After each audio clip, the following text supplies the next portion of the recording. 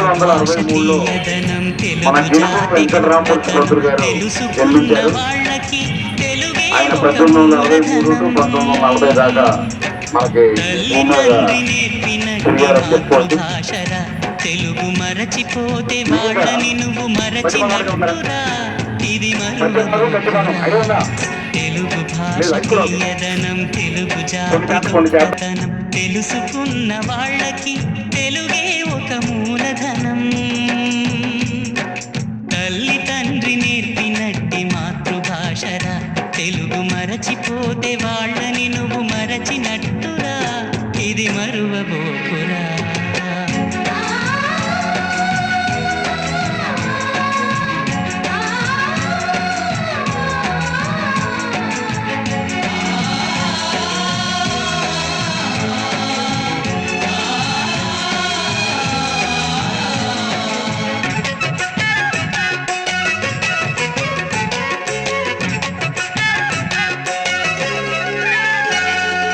అమ్మ అన్న పిలుపులో అనురాగం ధ్వనిస్తుంది. నాన్న అన్న పదములో అభిమానం జనిస్తుంది.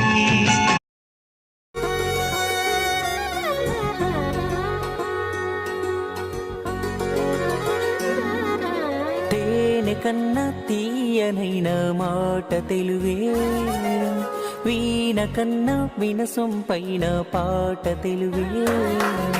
తిరుపతిలో నయం కన్న సాచి, యాదాద్రిలో నరసన్న సాచి, సింహాచలము అప్పన్న సాచి, తెలుగే మనల కలిపేతి వాచి.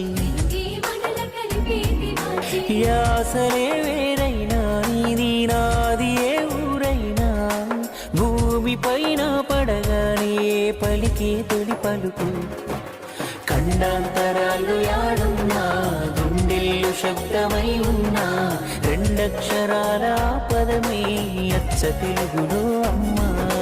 భౌగోళికంగా వేరైనా, భావాలు భాష మారేనా, విడదీయలేని బంధంగా కలిపాడు మనల బ్రహ్మ.